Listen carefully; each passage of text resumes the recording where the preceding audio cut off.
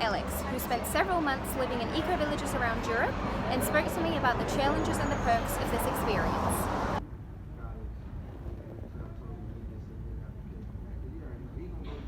If I lived in an eco-village, I still would be confronted with my own greed.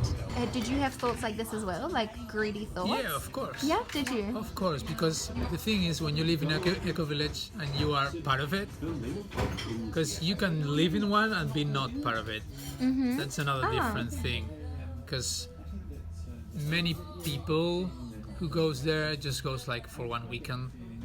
There are many different kind of people that goes there with a different objective or just plan. Some people goes just for vacations. Mm-hmm. Some people live there all year, winter included. Mm-hmm. So what happens when you are really involved in a community like this? Of course you value everything way more. If you cook, that's time out of your pocket. That's resources. Maybe you got the food, or maybe you planted, or maybe you are watering all the plants that are giving you food. So yeah, of course, when someone comes and it's the first day and they are like, I don't know, using all the food you've prepared for a week in 2 days, yeah, you get pissed. Of course. Usually I would say the most common thing that pisses you off is that people who do not acknowledge this stuff, who are not conscious of the work behind things, the time invested. And one of the things that I said it would take courage to go out there, it's because fear is everywhere, because you will get out of many comfort levels and you will have nothing for granted, which I was deliberately searching for this because I have my own issues, of course, and I wanted to just see other kind of lifestyles. And fear is one of I would say, the most premature enemy you will encounter, because maybe you run out of food or run out of ideas or improvisation, many things, and of course fear will eventually visit you. Could you maybe talk about one moment that you remember while living in an eco-village where you felt overwhelmed by fear or despair? There was many times. I will talk about one precisely. In this case, this eco-village was in the middle of the forest. The most close population, I would say maybe 10 kilometers by walking. Wow. Which is 10 kilometers. It's not much, but oh no, it's a lot. It can be, because you have no roads, you have nothing. It's all a trail. They had like a center house, which is the commune, where you make all the welcoming in that house, which means all the food inside there, everything, clothes, everything except of course your own backpack or some stuff, is shared, whether you like it or not. So apart from that, other houses are close by, but it's like maybe 2 kilometers, 1 kilometer, because it's like a village but spread it. Everyone reached there and built their own house.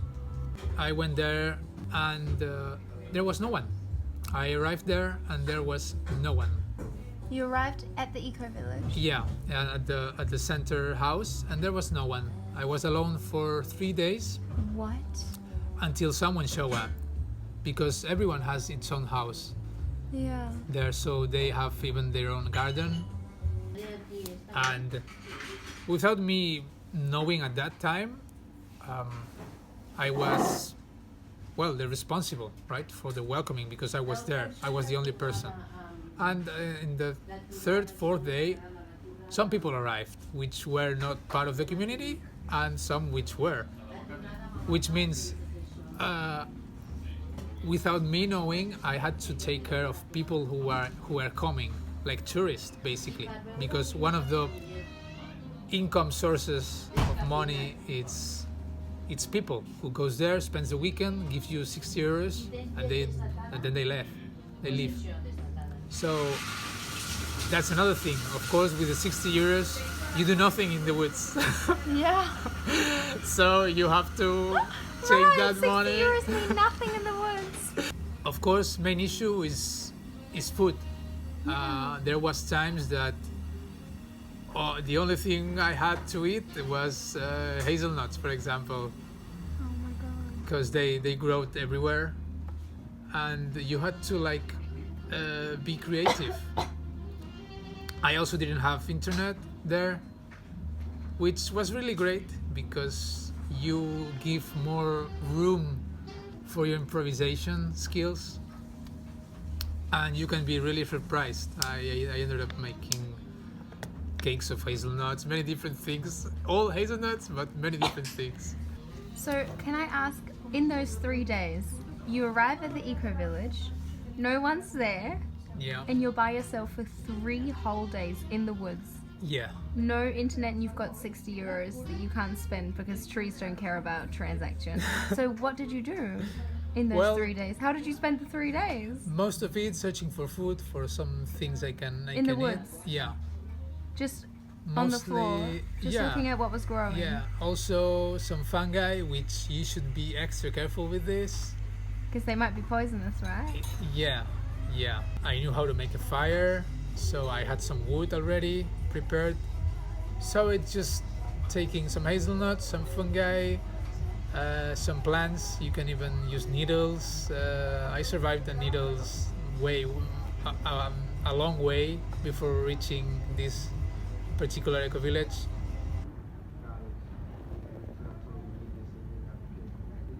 When you do something like this, your body adapts. That's one thing. On a biological level, your body will adapt to anything you throw at it, even if you don't realize it. When you start a journey like this, you will sweat less. You will have less hunger unless it's really needed. You will learn to, well, that depends, because one of the things it was harder for me, for example, was we are used to eat until you are full. That is not the way, I would say, because that is a bad habit, and it's a consuming habit made for basically you to consume more than you need, which is one of the bases of Bless you, Jess. capitalism. If you have a strong will, you will teach yourself to ration every food. You will eventually, if you go to a supermarket again and look for food, you will eventually look for, if you are smart, you should look for calories based. You know, like instead of searching for the food you think you need, or you think you have a desire for, a craving. Like cookies. Yeah, for example, that's not the answer. You should go for always high calorie foods, low priced. Search the balance there. Also, try to have reserves, emergency reserves, always, as water and as food, just to have like a safe point. Think of it like every time you eat something or you drink something, you reset the death timer. Think about it like this, because if you don't need, let's say in 1 week, 2 weeks, you will starve to death. Right. So it means that every day you eat, you have 2 more weeks of life. Right. That's brilliant. Same thing as water. Water is even harder because you have 3 days. So you see clearly you see it. You see the difference when someone comes here from the big cities. They eat until they are full, Yeah. and that's it. Then they move on. Yeah. People who live there and have more like time spent in an environment like this, you see that they eat They take their time to eat. They enjoy it fully. They taste every bite they make. They eat slowly. That's another thing I really discovered. Most of our foods have like laxatives. Most food in modern society have laxatives, so you can eat, you can poop really well. When you get food from many different sources, natural ones, industrial ones, it will not be like this. This is not normal. Really? I mean, yeah. Don't poop? I mean, you will get way different experiences about many things, and pooping is one of them. Really? I mean, it's not like in the city. You will not like poop stones, let's say, or wherever you usually poop. It will change. When you eat something raw, literally raw from nature, like you From the get soil. you get a tomato or a potato, whatever. Your body will take time to adapt it to it. Which means you get like which stomach means- aches or? Probably because you're not used to it. Because we are used to so many different chemicals nowadays. Yeah. You are not even aware of it. I mean, it will kick up when you start a journey like this. When you start to eat things totally from natural sources, it will change. And the first week probably you will get a bad time, maybe stomach aches, maybe some diarrheas. Who knows? It can be different things. But you will overcome everything, almost everything, if you just have the strong will to just endure. Your body builds around it. The body will take care of you in that sense. You don't have to really do it. The body works on itself. I mean, you have really a wonderful machine that you are inside of. Later on, you will realize that you are capable of many things. Maybe you didn't even think of it. You didn't even wonder. You didn't even desire. Maybe it was not a concept in your mind, and you made it real. Lex is one change for me, for example, because walking this long, you eventually can. You surprise yourself after 2 months doing this that you can walk all day, even at night, and sleep, I don't know, maybe 5 hours or 3, and still going on. Can I ask one last question? Yeah. How would you describe your experience living in an eco village in one word? One word. Yeah.